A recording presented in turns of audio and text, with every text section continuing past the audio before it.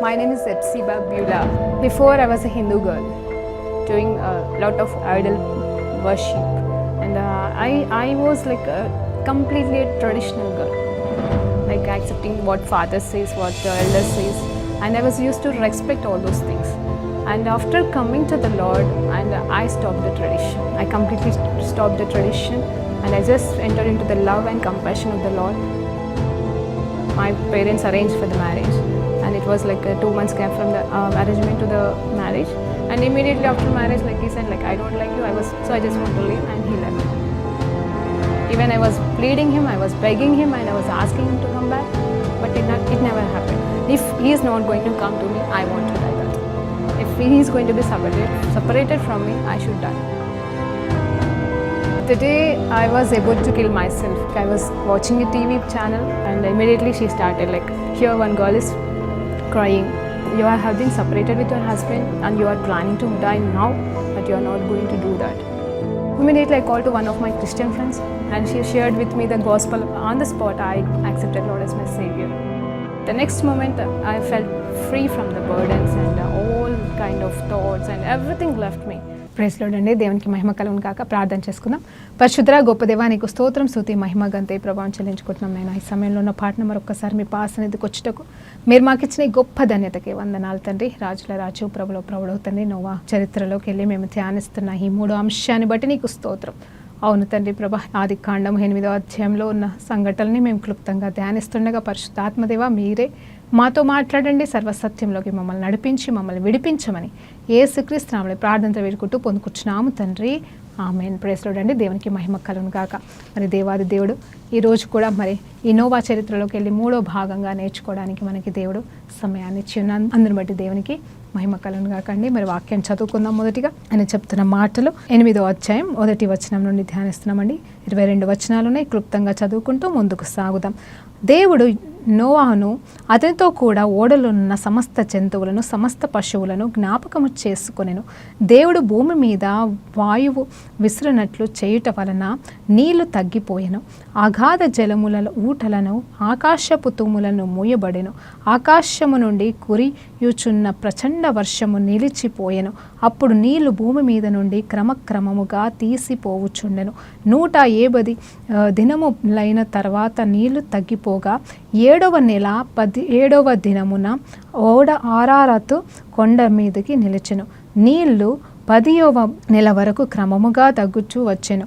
10వ నెల మొదటి దినమున కొండల శిఖరములు కనబడెను. 40 దినములైన తర్వాత నోవాహు తాను చేసిన ఓడ కిటికీ తీసి ఒక కాకిని వెలుపలికి పోవిడిచెను. అది బయటకు వెళ్ళి భూమి మీద నుండి నీళ్లు ఇంకిపోవు వరకును ఇటు అటు తిరుగుచుండెను. మరియు నీళ్లు నేల మీద నుండి తగ్గినయో లేదో చూచుటకు అతడు తన యొద్ద నుండి నల్ల పావురపు ఒకటి వెలుపలకు పోవిడ్చెను. నీళ్లు భూమి అంతటి మీద నున్నందున తన అరకాలు నిలుపుటకు దానికి స్థలము దొరకలేదు గనక ఓడలోనున్న అతని యొద్దకు తిరిగి వచ్చెను. అప్పుడు అతడు చెయ్యి చాపి దానిని పట్టుకొని ఓడలోనికి తీసుకొనెను. అతడు మరి 7 దినములు ఆలి మరలా ఆ నల్ల పావురమును ఓడ లోపల నుండి వెలుపలికి విడిచెను. సాయంకాలమున అది అతని యొద్దకు వచ్చినప్పుడు త్రుంచబడిన ఒలీవ చెట్టు ఆకు దాని నోట నుండెను గనక నీళ్లు భూమి మీద నుండి తగ్గిపోయానని నోవాహునకు తెలిసెను. అతడింకా మరి 7 దినములు తాలి ఆ పావురమును వెలుపలికి విడిచెను. ఆ తర్వాత అది అతని యొద్దకి తిరిగి రాలేదు. మరియు 601 సంవత్సరము మొదటి నెల తొలి దినమున నీళ్లు భూమి మీద నుండి ఇంకిపోయెను. నోవాహు ఓడ కప్పు తీసి చూచినప్పుడు నేల ఆరి ఉండెను. 2వ నెల 27వ దినమున భూమి నుండి ఉండెను. అప్పుడు దేవుడు నీవును నీతో కూడా నీ భార్యను నీ కుమారులను నీ కోడలను ఓడల నుండి బయటికి రండి అని చెప్పాను. హల్లెలూయా. దేవునికి మహిమ కలుగును గాక. నేను 1 నుండి 14 వచనం వరకు నేను చదివానండి. దేవునికి మహిమ కలుగును గాక. ఇక్కడ చెప్తుంటే ఆలోచించేస్తుంటే చూడండి, ఒక్కొక్క మెట్టుని మరి దేవుడు అక్కడ వాళ్ళకి అనుభవపూర్వకంగా జరిపిస్తూ ఉన్నాడు. నిజం చెప్పాలంటే లోపల నిజంగా ఆర్క్ అంటే అక్కడ ఓడ అంటే వాళ్ళకి నిజం చెప్పాలంటే ఏముండాలి అంటే మరి నెమ్మది ఉండాలి. నిజం చెప్పాలంటే అసలు నోవా అంటేనే నెమ్మది అంట, రెస్ట్ అండ్ కంఫర్ట్ అని బైబిల్ చెప్తుంది. నోవా అంటేనే అర్థం. కానీ నిజంగా చెప్తున్నాను, నోవాకి పేరు నెమ్మది అని అంటే ఆయన జీవితంలో నెమ్మది ఉందంటారా? 500 సంవత్సరాల వరకు మాత్రం పాపపు లోకంలో అపవిత్రుల మధ్యలో బ్రతుకుతూ కృప పొందుకున్న వాడై పవిత్రంగా నీతిమంతుడిగా బ్రతుకుతున్నాడు. సరే, అప్పుడు తనకి నెమ్మదేమని ఉందేమో తన హృదయంలో. కానీ నిజం చెప్పాలంటే ఎప్పుడైతే ఆ పడవ అనేది అంటే ఆ ఓడ అనేది సిద్ధపరుస్తున్నాడో అప్పటి నుండి ఆయనకి నెమ్మది ఉందంటారండి. ఏదో చేయాలని ఆరాటం, ఏదో జరగాలని పోరాటం. తర్వాత మళ్ళీ చూస్తే వాళ్ళందరూ వచ్చి వెక్కిరింపులు, మాటలు, నిందలు, ఎందుకు చేస్తున్నావని. మరి అప్పటి వరకు తన జీవితం సాఫీగా ఏం పని చేసుకుంటూ వెళ్ళిపోయాడో సడన్గా తన వృత్తి మార్చేశాడు, సడన్గా తన పనులు మార్చేశాడు. తన జీవిత విధానమే మరి 24/7 పనులు చేయడమే. దేవుడు చెప్పిన ఆ పడవని కంప్లీట్ చేసే పనే. ఎక్కడ నెమ్మది ఉంది? పరిగెడుతున్నాడు, చేస్తూ ఉన్నాడు, మాట్లాడుతున్నాడేమో, బోధిస్తున్నాడేమో, ప్రళయం రాబోతుంది మారండి అని కూడా చెప్తున్నాడేమో ఇప్పుడు మనం చెప్పినట్టుగా. అవన్నీ మనకి తెలియదు. కానీ నెమ్మది అనేది తనలో లేదండి. నిజం చెప్పాలంటే అక్కడ లోకమంతా నాశనం అయిపోతుంది అంటే 8 మట్టికే ఉన్నారు. మరి మిగతా అన్నదమ్ముల పరిస్థితి ఉంది. వాళ్ళంతా మునిగిపోతారా, వాళ్ళంతా నాశనం అయిపోతారా అని ప్రార్థన చేశాడేమో, కాపాడమన్నాడేమో, మనకన్నీ తెలియదండి. బైబిల్లో అవన్నీ ఏమీ రాయబడలేదు. కానీ నెమ్మది లేని వాడుగానే బ్రతుకుతున్నాడు. దేవుడైతే చెప్తున్నాడు, సరే 100 సంవత్సరాల తర్వాత మరలా దేవుడు మాట్లాడి అన్నీ అయిపోయిన తర్వాత తను చేసేంతవరకు ఓపికతో దేవుడు ఎదురు చూశాడా, లేకపోతే ఇంతకాలంలో నువ్వు కంప్లీట్ చేయని దేవుడు నోవాకి చెప్పాడో మనకు తెలియదు. కానీ బై ది ఎండ్ ఎప్పుడైతే పని సమాప్తమైందో తను సిద్ధపరిచాడో పడవని, అప్పుడు మరి వెళ్ళమని చెప్తున్నాడు. 7 రోజుల తర్వాత వర్షం వస్తుందన్నాడు. వచ్చిందండి. 7వ అధ్యాయంలో మనం ధ్యానించి ఉన్నాం. 40 రోజుల పాటు మరి డే అండ్ నైట్ వర్షం వచ్చినప్పుడు మరి అంతా కూడా నాశనం, సర్వనాశనం అంటే కొండలు కూడా మునిగిపోయినాయి అని మరి వాక్యం చెప్తుంది. ఆ తర్వాత మరి 8వ అధ్యాయంలో చూసినప్పుడు అప్పుడంట దేవాది దేవుడు మరి నోవాని తనతో పాటుగా ఉన్న వారిని అందరినీ దేవుడు జ్ఞాపకం చేసుకొని మరి వారితో మరలా మాట్లాడడం ఆరంభించాడు. ఎలా అంటే ఆ టైంలో ఎలా ఉంది పరిస్థితి అంటే, ఇప్పుడు ఆ వాటర్ ఆ ప్రళయంలో ఆ పడవ పోతుంటే నెమ్మది ఉంటుందండి. ఎలా వణుకుతూ అటు ఇటు ఊడుస్తూ పోడు అంటే భయముతో బాధతో ఉన్నారా, లోపల నెమ్మదితో ఉన్నారా, బయట ఏం జరుగుతుందనేది కనీసం ఆ ఫీలింగ్స్ లేకుండా అయితే ఉండరు కదండి. అంటే బస్సులో ప్రయాణం చేస్తుంటే కొంచెం ఆ ఊపులు అవన్నీ, ట్రైన్లో ప్రయాణం చేసినప్పుడు ఆ గందరబిల్లి అదంతా కూడా మనకి తెలుస్తుంది కదండి. For what ever it maybe ఇక్కడ వాళ్ళు పడవలో ఉండొచ్చు, వాళ్ళల్లోకి నీళ్ళు రాకపోవచ్చు, వాళ్ళు సురక్షితంగా ఉండొచ్చు. కానీ ఆ చుట్టూ జరుగుతున్న దాన్ని బట్టి, ఆ నీటి ప్రవాహాన్ని బట్టి ఆ పడవ ఏదో స్థిరంగా ఒక దగ్గర కదలకుండా లేదండి, అది కొట్టుకొని పోతుంది, ఎక్కడెక్కడికో పోతుంది. అంటే లోపల ఎంత నెమ్మది లేని స్థితిలో వాళ్ళు ఉన్నారో, ఎంత భయాక్రాంతులతో ఉండొచ్చు అని నాకు అనిపిస్తుందండి.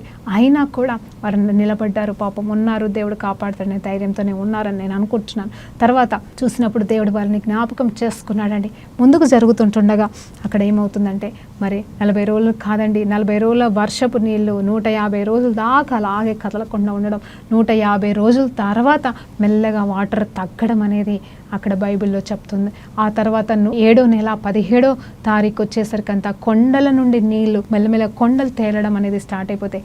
మరి అరారత్ పర్వతం అనే కొండ దగ్గర వెళ్ళి పడవ ఆగిపోవడం అనేది జరిగిందంట.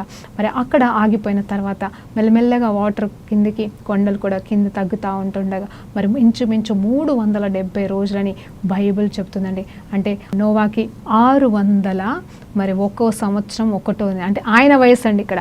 మరి 601వ సంవత్సరంలో అంటే ఒక సంవత్సరం అంతా అయిపోయినట్టుగా మనం చూస్తాం. అంతా ఆల్మోస్ట్ ఒక 100 సంవత్సరాల పాటు ఆయన తయారు చేస్తే మరి 40 రోజులు మాత్రమే వర్షాలు పడితే 150 రోజుల తర్వాత కూడా మరలా వర్షం నీళ్ళు తగ్గడం ఆరంభించబడితే 350 రోజుల తర్వాత అంటే ఇంచుమించు ఒక సంవత్సరం అంత పాటు నీళ్లు వర్షంతోనే భూమి అంతా నిండుకోవడం అనేది జరిగింది.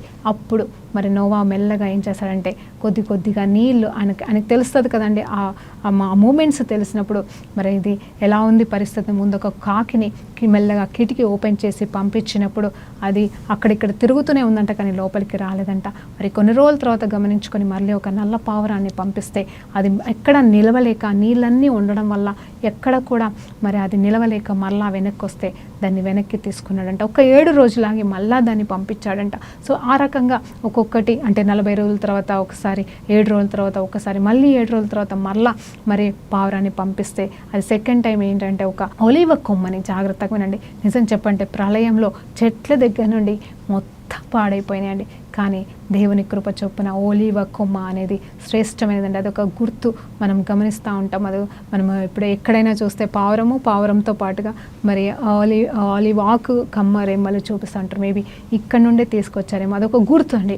అదొక మంచి సూచనగా, అంటే సమస్తము సమాప్తమైంది అనడానికి, కష్టాలు సమాప్తమైనడానికి, లేకపోతే ఒక నూతనమైన ఆరంభానికి సూచనగా ఆలివ్ అంటే శ్రేష్టమైన నూనె. అందుకే అందరూ ఆలివ్ ఆయిల్ వాడుతూ ఉంటారు, ఆలివ్ ఆయిల్తో అభిషేకిస్తూ ఉంటారు. శ్రేష్టమైన ఆయిల్లో శ్రేష్టమైన దానిగా మరి ఆలివ్ కొమ్మ నుండి వచ్చిన నూనెని మరి మనం వాడుకుంటూ ఉంటాము. శ్రేష్టమైన దానిగా ఆలివ్ని మరి బైబుల్ చెప్తా ఉంది. సరే, ఆలివ్ గురించి ఆలోచిస్తే అదొక మెసేజ్ వెళ్ళిపోవచ్చు. కానీ ఏదేమైనా కానీ ఇక్కడ నేనేమంటున్నానంటే, ఇక్కడ ఆలివ్ కొమ్మని మరి అంటే ఆ రెమ్మని పట్టుకొని మరి ఆ పావురం తీసుకొచ్చి ఇచ్చినప్పుడు ఓహో పర్వాలేదని మళ్ళీ ఒక 7 రోజుల తర్వాత ఆ పావురాన్ని మళ్ళీ పంపిస్తే అది ఇంకా మళ్ళీ తిరిగి రాలేదంట. అంటే తనకంటూ ఒక బ్రతుకు తెరువు అనేది చూసుకోవడానికి తనకి అనుకూలత దొరికింది కాబట్టి అది తిరిగి రాలేదు.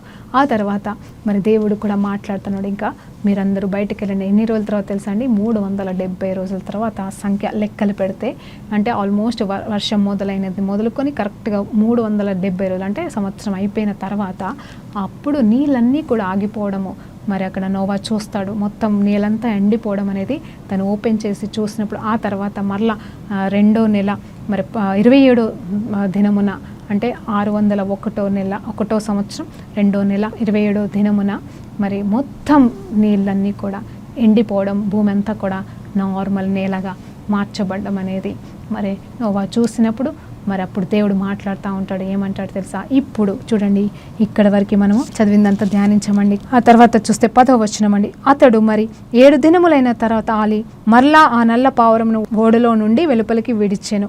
సాయంకాలము అది అతని యొద్దకు వచ్చినప్పుడు త్రుంచబడిన ఒలీవ చెట్టు ఆకు దాని నోట నుండెను గనుక నీళ్లు భూమి మీద నుండి తగ్గిపోయెనని నోవాహునకు తెలిసెను. అతడు ఇంకా మరి 7 దినములు తాలి ఆ పావురమునను వెలుపలకు విడిచెను. ఆ తర్వాత అది అతని యొద్దకి తిరిగి రాలేదు. మరియు 601వ సంవత్సరము మొదటి నెల తొలి దినమున నీళ్లు భూమి మీద నుండి ఇంకిపోయెను. ఆ తర్వాత 15వ వచనాన్ని చూసినప్పుడు, అప్పుడు దేవుడు, నీవును నీతో కూడా నీ భార్యయు నీ కుమారులను నీ కోడన్లను ఓడలో నుండి బయటకి రండి. పక్షులు పశువులు భూమి మీద ప్రాకు ప్రతి జాతి పురుగులు మొదలైన సమస్త శరీరంలో మీతో కూడానున్న ప్రతి జంతువును వెంటబెట్టుకొని వెలుపలికి రావలెను. అవి భూమి మీద బహుగా విస్తరించి భూమి మీద ఫలించి అభివృద్ధి పొందవలెనని నోహావుతో చెప్పెను. కాబట్టి నోహావును అతనితో కూడా అతని కుమారులను అతని భార్యయు అతని కోడన్రులను బయటికి వచ్చిరి. ప్రతి జంతువును ప్రాకు ప్రతి పురుగును ప్రతి పిచ్చయు భూమి మీద సంచరించినవన్నీ వాటి జాతుల చొప్పున ఆ ఓడలో నుండి బయటకి వచ్చెను. అప్పుడు నోహావు యెహోవాకు బలిపీఠము కట్టి పవిత్ర పశువులన్నింటిలో నుండి పవిత్ర పక్షులన్నింటిలో నుండి కొన్ని తీసుకొని ఆ పీఠం మీద దహన బలిగా అర్పించను. అప్పుడు యెహోవా ఇంపైన సువాసనగా స్వీకరించి ఇక మీదట నరులను బట్టి భూమిని మరలా శపించను. ఎందుకనగా నరుల హృదయ ఆలోచన వారి బాల్యము నుండి చెడ్డది. నేనిప్పుడు చేసిన ప్రకారము ఇకను సమస్త జీవులను సంహరింపను. భూమి నిలిచి ఉన్నంత వరకు వెదకాలమును కోతకాలమును శీతోపోష్ణములు వేసవి శీతకాలములు రాత్రింబవలను ఉండక మానవని తన హృదయములో అనుకొనేను. దేవునికి మహిమ కలుగును గాక. ఇక్కడ చూడండి, తర్వాత ఆ 370 రోజుల తర్వాత దేవాది దేవుడు నోహాతో మళ్ళీ మాట్లాడుతున్నాడు. ఏమంటున్నాడంటే, ఇప్పుడు మీరు బయటకు రండి, అంతా క్లియర్ అయిపోయింది కాబట్టి ఇప్పుడు బయటకు వచ్చేసి మీరు ఫలించి విస్తరించండి. అన్ని జాతుల పక్షులు అవన్నీ కూడా మరి ఏవేవైతే జాతులు అయితే ఆ ఓడలో ఉన్నాయి అవన్నీ కూడా బయటకు వచ్చి ఏం చేయాలంటండి, అవన్నీ కూడా ఫలించాలి, విస్తరించబడాలి, భూమిని నింపాలి అని చెప్పేసి చెప్తా ఉన్నాడు. అలాగే నువ్వు కూడా అభివృద్ధి పొందాలి అని చెప్పేసి మాట్లాడుతున్నప్పుడు అవన్నీ కూడా బయటకి వచ్చేసినాయంట. అప్పుడు నోవా ఒక పని చేస్తున్నాడండి. జాగ్రత్తగా వినండి. ఏం చేస్తున్నాడు తెలుసా నోవా ఇక్కడ? మరి నోవాకి ఎవరు చెప్పలేదు, కానీ మరి అక్కడ ఏం చేస్తున్నాడంటే దహన బలిని అర్పిస్తున్నాడండి. 20వ వచనాన్ని చూసినప్పుడు అక్కడ ఏమిటి, అప్పుడు నోవాహు యెహోవాకు బలిపీఠము కట్టి, చూడండి బలిపీఠము మొదటిగా కట్టాడంట. పవిత్ర పశువులన్నింటిలో పవిత్ర పక్షులన్నింటిలోనూ కొన్నిటిని తీసి, చూసారు కదండి ముందు దేవుడు చెప్పాడు కొన్ని పవిత్రమైనవి కొన్ని అపవిత్రమైనవి, అవి కాకుండా మళ్ళీ జంటలు కానీ. సో ఇక్కడ పవిత్రమైన వాటన్నింటినీ కూడా తీసుకొని, నిజం చెప్పాలంటే పవిత్రమైనవి అంటే శ్రేష్టమైనవి, వంకర లేనివి, కుంటివి కానివి, గుడ్డివి కానివి, అలాంటివి అనమాట. అంటే బాగున్నవన్నిటినీ మరి దేవుడు మరి పవిత్రమైన వాటిని చూస్తున్నాడు కాబట్టి వాటిని మరి ఎంచుకొని మరి అక్కడ ఏం చేశాడంటే బలి అర్పణ చేసి ఉన్నాడంట. ఎవరు చేశారండి? దహన బలి అర్పించాడంట. ఎవరికి? దేవాది దేవునికి. అప్పుడు ఆ వాసన పరలోకంలో ఉన్న దేవునికి సువాసనగా వచ్చినప్పుడు ఆయన ఆ వాసనని అంగీకరించి ఏమంటున్నాడు తెలుసా? తన మనసులో చెప్తున్నాడు. ఇక్కడ నోవాతో చెప్పట్లేదండి, జాగ్రత్తగా వినండి. తన మనసులో అనుకుంటున్న మాటలు చూడండి. తండ్రి దేవుడికి మనస్సు ఉంటుందండి, ఆ మనస్సు కలిగి మనం ఉండాలని దేవుడు కోరుకున్నట్టుగా ఆయన మనసులో అనుకుంటున్న మాటలు ఏంటంటే, ఇక మీదట నేను నరులను బట్టి, చూడండి నరులను బట్టి భూలోకాన్ని శపించాను. చూడండి ఇదే నేను మొదటి భాగంలో రెండో భాగంలో చెప్పి ఉన్నాను. ఇక్కడ శపించబడిన భూమి ఎవరి వల్ల శపించబడింది? ఆదాం చేసిన పాపం వల్ల. నరుడి వలన భూమి శపించబడింది కాబట్టి ఆ నరుడి వల్ల శపించబడిన భూమిని పరిశుద్ధపరచడానికి దేవుడు నోవా కాలంలో ప్రళయాన్ని మొదటిగా అనుమతించాడు. అఫ్ కోర్స్ దేవుడు మరలా మనుషులందరినీ లయపరిచి కేవలం కృప పొందుకున్న నోవాని మాత్రమే ఎన్నుకున్నాడు. తన ద్వారానే మరే వంశావళి రావాలని కోరుకున్నాడు. బట్ ఏదేమైనా సరే దేవుడు హృదయంలో తన మనసుకు తెలుసు కదండి. నోవా తర్వాత ఇంకెవరైనా, దావీదైనా, హృదయానుసారుడైనా దేవుని హృదయంలో తెలుసు ఈ మనుషులు ఇంతే. ఈ మనుషులలో పుట్టుక నుండి చిన్నప్పటి నుండి అంటే ఆదామప్పటి నుండే పాపంతోనే ఉన్నారు కాబట్టి ఈ పాపం పోయే పాపం కాదు, వీళ్ళు మారే రకాలు కావు కాబట్టి ఇంకొకసారి అంటే దేవుడు అంటున్నాడు, నిర్ణయం తీసుకున్నాడు. జాగ్రత్తగా వినండి. నేను అప్పుడు మనుషులను బట్టి, మనిషి చేసిన పాపాన్ని బట్టి భూమిని శపించాను, కానీ ఇక మీదట నర్రులను బట్టి భూమిని శపించనని భూమిని దీవించాడంట. హల్లెలూయా, దేవునికి మహిమ కలుగాక. భూమినే కావచ్చు, భూమికిలో ఉన్న ప్రతి జాతు జంతువులు, పక్షులు, వాటెవర్ ఇట్ మేబీ ఏవైతే జీవిస్తున్నాయో ఒక మనిషిని తప్ప ఇంకేది కూడా నేను ఇక మీదట శపించను. అది నరులను బట్టి నేను ఇక వేరే వాటిని శపించను. ఎందుకంటే మనుషులను బట్టే జంతువులు, పక్షులు అన్నీ శపించబడ్డాయి అప్పుడు, కానీ ఇక మీదట ఎన్నటికీ నేను వాటిని శపించనని దేవుడు తన మనసులో ఉద్దేశించి మరి నిర్ణయం తీసుకున్నాడు. నిజంగా అక్కడ అర్పించబడినవి ఏమిటి అసలు? మనిషిని అర్పించలేదండి. మనిషి పట్ల దేవుని ప్రేమ చూడండి, మనిషి పట్ల దేవుని ప్రణాళిక చూడండి. నిజమే సర్వనాశనం చేసేసి ఉన్నాడు, కానీ అర్పణగా మాత్రం పవిత్రమైన జంతువులని, పక్షులని మాత్రమే ఆయన స్వీకరించి ఉన్నాడు. అయితే అందుకోసమే అని అనుకుంటాను, అయితే వాటిని మాత్రం నేను ఇక మీదటన్నిటికీ శపించను, వాటిని నాశనము చెయ్యను అని చెప్పేసి ఈ రీతిగా సమస్తము నాశనం చేసినట్టుగా, వర్షము కుమ్మరించినట్టుగా ఇక మీదట ఎన్నటికీ నేను కుమ్మరించనని చెప్తున్నాడు. అంత మాత్రమే కాదు, భూమి నిలిచి ఉన్నంతకాలం, చూడండి భూమి నిలిచి ఉన్నంతకాలం అంటే భూమి నిలిచి ఉంటుందా తర్వాత ఆగిపోతుందా? అది కూడా ఉన్నట్టుందేదో. మరి ఆ భూమి ఉన్నంత కాలము, కోత కాలము, విత్తనము కాలము, ఆ తర్వాత శీతాకాలము, వర్షాకాలము, అన్ని కాలాలు ఉంటాయి. అలాగే రాత్రి పగలు కూడా ఖచ్చితంగా ఉంటాయి, ఉండక మానవని తన మనసులో ఉద్దేశించాడంట. అంటే తను ఏది అనుకుంటే అది చేస్తాడు కదండి. మరి అనుకొని మాట పలకగానే సమస్తం నెరవేర్చబడితే, అవి జరిగిపోతే, తన హృదయంలో ఉద్దేశించిన మాటలు నీ ఎవ్వరు కూడా మార్చలేరు కాబట్టి, చివరికి తను కూడా మార్చుకోలేడు కాబట్టి దేవాది దేవుడు అక్కడ తన మనసులో పెట్టిన మాటలు, తన హృదయంలో ఏం ఆలోచించాడు ఇక్కడ పరిశుద్ధాత్మ దేవుడు రాపించాడండి. సో ఇక్కడ ఏంటంటే ఇప్పుడు భూమి శపించబడిన భూమి కాదని మీకు జ్ఞాపకం చేస్తున్నాను. నోవా కాలంలో పవిత్రపరచబడిన భూమి.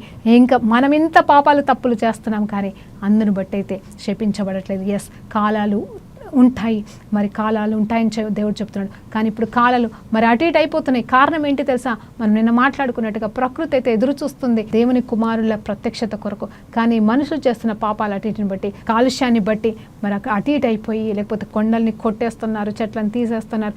దానివల్ల ప్రకృతి అపవిత్రపరచబడట్లేదండి, ప్రకృతి పాడైపోతుంది. అంతకు మించి ఇంకేం లేదంటే అది మనిషి కోసం పెట్టబడిన ప్రకృతిని మనిషే పాడు చేసుకుంటున్నాడే తప్పించి ఇంకేది కాదు. అది మనిషి చేస్తున్న పొరపాటు వల్ల వస్తుందే కానీ ఇంకేది కాదని దేవుడు చెప్తున్నాడు. కానీ ప్రకృతి మాత్రం శపించబడలేదు, శపించబడదు. అలాగే మనుషులను బట్టి జంతువులు అవి కూడా మరి శపించబడవని దేవుడు ఇక్కడ తన మనసులో ఉద్దేశించున్నాడండి. మరి దేవుని నామానికి మహిమ కలుగునుగాక. చూస్తే ఇక్కడ rested on the 17th day of the month of Ararat అని కూడా మరి దేవుడు చెప్తా ఉన్నాడు. అయితే మరి ఇక్కడ చూస్తే ఆన్ ద మౌంటైన్, సారీ ఆ మౌంటైన్ అరారత్ అనే కొండ మీద అది ఆగిపోవడం అనేది జరిగింది. మనం ఇంతకుముందు చూస్తే మరి 40 రోజులంట, మరి 40 రోజుల వర్షాలు ఒకవైపు అయితే, తర్వాత 150 రోజుల దాకా నీళ్లు ఆగిపోవడం అనే సమస్య లేదు. కానీ 150 నుండి 300 అంటే 370 అంటే ఇంచుమించు 220 రోజుల పాటు ఆ వర్షం నీళ్ళు తగ్గడానికి సమయం పట్టిందంటే మీరు ఆలోచన చేయండి. నేను ఎందుకు ఇంత మరలా చెప్తున్నానంటే ఇక్కడ కొంచెం వర్షాలు ఒక 4-5 సంవత్సరాలు మనకి ఎక్కువ వర్షాలు పడుతున్నాయి. మీరు గమనించండి, ఇప్పుడు దేశ విదేశాల్లో కూడా భయంకరమైన వర్షాలతో అట్లా పొంగి పొల్లిపోతున్నాయి. అంటే ఫస్ట్ ఫ్లోర్ సెకండ్ ఫ్లోర్ మాత్రమే నిండుతుందేమో మనం చూస్తున్న ప్రళయాలని బట్టి. ఇంకా దేవుడు ఉగ్రత రాలేదండి. ఆ ఉగ్రత అనుమతిస్తున్నాడు, కొద్దిగా రుచులు చూపిస్తున్నాడు. గతంలో నేను చెప్పాను కదండి ఒకసారి, శ్రమ కాలపు రుచులు అంట. రాబోయే కాలపు శ్రమలు ఎలా ఉంటాయో, ఆ 7 ఏళ్ల శ్రమ ఎలా ఉంటుందో ఆ శ్రమ కాలపు రుచులు చూపిస్తున్నాడు. అలాగే అక్కడక్కడ వర్షాలు, అక్కడక్కడ మరి భూకంపాలు వస్తాయని, అంటే అవన్నీ నాశనం అయిపోతున్నాయండి. శపితమైన మనిషిని బట్టే అవన్నీ జరుగుతున్నాయి. ప్రకృతినే వాడుకుంటున్నాడు దేవుడు. ప్రకృతి శపించబడలేదండి, మళ్ళీ చెప్తున్నాను. ప్రకృతిని వాడుకుంటున్నాడు, భూమిని వాడుకుంటున్నాడు, భూకంపాలని వాడుకుంటున్నాడు, వర్షాలని, తుఫాల్ని, గాలిని వాడుకుంటున్నాడు మనిషిని సరిచేయడానికి. అంత్యకాలంలో ఇవి జరుగునని మరి దేవుడు చెప్తున్నప్పుడు ఆ సూచనలు చూసి మానవుడు మారిపోతాడని ఆశతోనే ఇంకా 2 చేతులు చాపి ఇవన్నీ అనుమతిస్తున్నాడే. కానీ మనల్ని నాశనం చేసి నరకానికి అప్పజెప్పేసే చెడు దేవుడు కాదండి మన దేవుడు. ఆయన ఉద్దేశాలు గొప్పవి. ఆయన ఉద్దేశాలు నిన్న మనం మాట్లాడుకున్నట్టుగా ఆయన ఏమై ఉన్నాడో కేవలం మన కొరకే ఉన్నాడండి. ఆయన ఏమి చేసినా మన కొరకే చేస్తున్నాడు, మన మేలు కొరకే చేస్తున్నాడు. ఏది జరిగినా, ఏది జరిపిస్తున్నా, ఏది అవుతున్నా ఆయన మన కోసమే చేస్తున్నాడు. కానీ మనం మాత్రం మనిష్టానుసారంగా బ్రతుకుతూ మనిష్టానుసారంగా మనం ముందుకు సాగుతున్నాం. కానీ అది దేవునికి బాధ కలుగ చేస్తుంది. కానీ మరి దేవుడు ఏం చేయాలా? ఉన్నదంతా నాశనం చేయాలి. ఇప్పుడు నోవా లాంటి కాలాలు ఉన్నా, నోవా కాలం కంటే కూడా భయంకరమైన పాపంపు స్థితిలో మనం ఉన్నామండి. అంతకంటే కూడా భయంకరమైన స్థితి, సోదమ గోమారా పాపముల కంటే కూడా భయంకరమైన పాపాలు ఈ లోకంలో మనం చూస్తున్నాం. అలాంటి పాపపు జీవితంలో బ్రతుకుతున్నాం. కానీ దేవుడు మాత్రం ఇంకా కన్నెర్ర చెయ్యలేదు. ఆయన చెయ్యాలని చూస్తే క్షణం పట్టదు, కానీ ఇంకా చెయ్యడండి. ఎందుకు చేయడు తెలుసా? ఆయన యేసు ప్రభు వారిని పంపించినాడు. ఆయన పంపించిన యేసు ప్రభు కార్యము వ్యర్థం కాకుండా మనం ఆయన వైపు చూడాలని, ఆయన వైపు చూస్తే ఇదిగో ఆ రక్షణ పడవ, ఈ పడవలాగా మనం ఊరికే అంటాం నోవా పడవలాగా 8 మందిలాగా, మరి నా కుటుంబంలో 8 మంది ఉన్నారు, నా కుటుంబంలో ఇంతమంది ఉన్నారు, మేము రక్షణ పడవ ఎక్కాలని మాట్లాడుకుంటామండి. నిజమే, ఆ 8 మంది అనే కాదండి, మన జీవితంలో ఎంతమంది ఉంటే అంతమంది, ఈ లోకంలో ఉన్న వాళ్ళమంతా కూడా మనమందరము కూడా మనం రక్షణ పడవ ఎక్కాలి. ఆయన రక్షణను పొందుకొని ఆయన కొరకు సాక్షార్థకరంగా బ్రతకాలనేదే దేవుని కోరిక. అప్పటిది ఇప్పటిది ఎప్పుడు కూడా మరలా చెప్తున్నాను, పాత నిబంధన మనకి దీనిలోకి వెళ్ళి దేవుడు నేర్పిస్తూ ఉన్నాడు. ఆయన కృప కలిగిన దేవుడు ఇప్పుడు మనల్ని కూడా కృపతోనే దీవిస్తున్నాడండి. నిన్న చెప్పినట్టుగా మరి నోవా కృప పొందుకున్నాడు తన క్రియలను బట్టి. ఇప్పుడు మన క్రియలు కాదటండి, మన క్రియలు మురికి గుడ్డలని మరి బైబిల్ చెప్తుంది. కానీ మన క్రియలు కాదంటే మరి కేవలం ఆయన కృపే. ఆ కృప అప్పుడు నోవా కృప పొందుకున్నాడు క్రియలను బట్టి. ఇప్పుడైతే ఆయన క్రియను బట్టే, ఆయన త్యాగాన్ని బట్టే, ఆయన వేళ చెల్లించిన దాన్ని బట్టే, ఆయనను బట్టే మనము ఉచితంగా కృపను పొందుకొని ఉచితంగా రక్షణను కూడా పొందుకొని ఆయన కొరకు జీవించాలని ఆయన కోరుకుంటున్నాడు. ఆయన పిలిచిన ప్రణాళిక, ఆయన ఏర్పాటు చేసిన ప్రణాళిక పరలోకంలో ఏ రీతిగా ఉందో భూమిపైన ఆ రీతిగా చేయాలని, ఆ పరలోకపు యెరూషలేము భూమి మీదకి తిరిగి రావాలని, ఆ 1000 ఏళ్ల పరిపాలన మాత్రమే కాదు, కానీ 1000 ఏళ్ల పరిపాలన తర్వాత, అవును 1000 ఏళ్ళు ఎంతలో అయిపోతాయండి, 1000 ఏళ్ల తర్వాత నిత్య పరిపాలనలో, నిత్య రాజ్యంలో మనం ఆయనకి వారసులుగా పాపము లేని స్థలంలో మరి దేవుడు మనకు ఇవ్వాలనుకుంటున్నాడు, పెట్టాలనుకుంటున్నాడు. ఆయన కోరుకుంటుంది అది. ఆయన కోరిక గొప్పదండి, ఆయన కోరిక దొడ్డది. ఆయన కోరికలో మార్పు ఉండదు. ఆయన కోరిక నెరవేర్చబడుతుంది. ఆయన హృదయంలో అనుకున్నది నెరవేర్చుకుంటే ఆయన మనుషులతో చెప్పినది ఖచ్చితంగా నెరవేర్చుకుంటాడు. చూడండి, తన మనసులో అయితే ఈ ఒక మాట అనుకున్నాడు. కానీ మరి రేపటి అధ్యాయంలో మనం ఏం ధ్యానించబోతున్నాం తెలుసా అండి? మరి ఆయన నిబంధన చేసుకున్నాడంట. నిబంధన మందసమని మనము మాట్లాడుకుంటాము. నిజమే, ఈ పడవను బట్టి ఆయన నిబంధన చేసుకున్నాడు. ఇది కూడా ఎలాంటి నిబంధన అంటే, నోవా దేవుని మాటను వినిచ్చే తయారు చేసిన ఆ పడవను బట్టి, వాళ్ళు కాపాడుకున్న విధానాన్ని బట్టి దేవుడు అక్కడ నిబంధన స్థాపిస్తున్నాడు. ఆ ఆ నిబంధన అనేది ఎక్కడ మొదలైందంటే, నిజంగా చెప్తున్నానండి, మరి నేను తప్పు కాదైతే నాకు తెలిసి మరి పాత నిబంధనలో మరి నిబంధన అనేది ఎప్పుడు మొదలైంది అంటే వాగ్దానాలు ఉన్నాయండి. ఇది జ్ఞాపకం చేసుకుందాం దేవుని చిత్తమైతే రేపు మళ్ళీ దీని గురించి మాట్లాడుకుందాం. ఏంటంటే మరి ఆదాము తర్వాత కయ్యను తర్వాత అలా వంశావళిలోకి వెళ్తూ ఉంటే ఎవరితో కూడా నిబంధన చేసుకున్నట్టుగా మనకి లేదు. కానీ మొట్టమొదటి నిబంధన అనేది బలి అర్పణలు అయితే జరుగుతున్నాయండి. దేవుడు ఒక దాన్ని అర్పించేసి తనే చంపేసి మరి జంతువును చంపేసి ఆదామవ్వకి బట్టలు ఇచ్చినట్టుగా మనకు తెలుసు. కయ్యను ఏబేలు మరి వాళ్ళు అర్పించిన అర్పణల గురించి మనకు తెలుసు. ఆ తర్వాత కూడా వాళ్ళని అనుసరించి అర్పించారేమో, దహన బలులు అవన్నీ ఆరంభించారేమో. నిజం చెప్పాలంటే అబ్రహాము కాలంలో లేవండి ఇవి. అబ్రహాము కాలంలో స్టార్ట్ అయినవి కాదు దహన బలులు. మోజెస్ చెప్పినప్పుడు ధర్మశాస్త్రం ద్వారా వచ్చినవి మాత్రమే కాదండి. అవి దేవుడు మరలా ఏర్పాటు చేశాడు, మళ్ళీ స్థిరపరచాడేమో మనకి తెలియదు. కానీ నిజం చెప్పాలంటే ఆల్రెడీ దహన బలులు అనేవి ఆరంభించబడ్డాయి ముందు నుండే. మరి నోవా కాలంలో అర్పించబడిన ఆ దహన బలిని బట్టి దేవాది దేవుడు మరి తను నిబంధన చేసుకున్నాడు. ఎవరితో తెలుసా అండి? దేవునికి మహిమ కలుగును గాక. నోవాతో, తన కుటుంబంతో మాత్రమే కాదు, కానీ హల్లెలూయా ఈ లోకంతో, ఈ భూమితోనే తను నిబంధన చేసుకున్నాడు. ఈ భూమి పైన ఉన్న పక్షులతో, జంతువులతో, జీవరాశులతో, భూమి పైన ఉన్న సమస్త వాటితో ఆయన నిబంధన చేసుకున్నాడండి. అది ఎప్పుడు తెలుసా? ఆదాముకి ఇచ్చినదైతే మల్టిప్లికేషన్ అని, నువ్వు దీవించి విస్తరించు అని వాగ్దానం చేస్తున్నాడు, ఆశీర్వాదాన్ని ఇచ్చి ఉన్నాడు.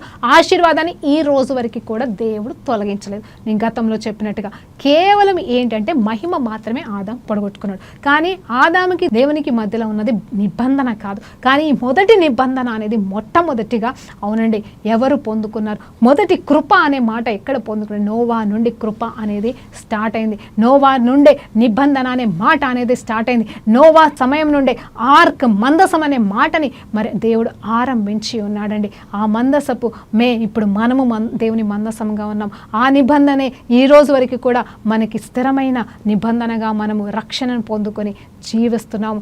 ఆయన కోసం మనము ఎదురు చూస్తున్నాం. అంత మాత్రమే కాదండి, మరి నెక్స్ట్ భాగంలో ఈ 2 రకాల నిబంధనలు అంటే ఎవరెవరితో ఎలా చేసుకున్నాడనేది మనం రేపు ధ్యానిస్తుండగా దేవుడు మనలో ఉండి మనల్ని నడిపించునుగా కానీ ప్రార్థన పూర్వకంగా ముగించుకుందామండి. పరిశుద్ధురా గొప్ప దేవా, నీకు స్తోత్రమయ్యా.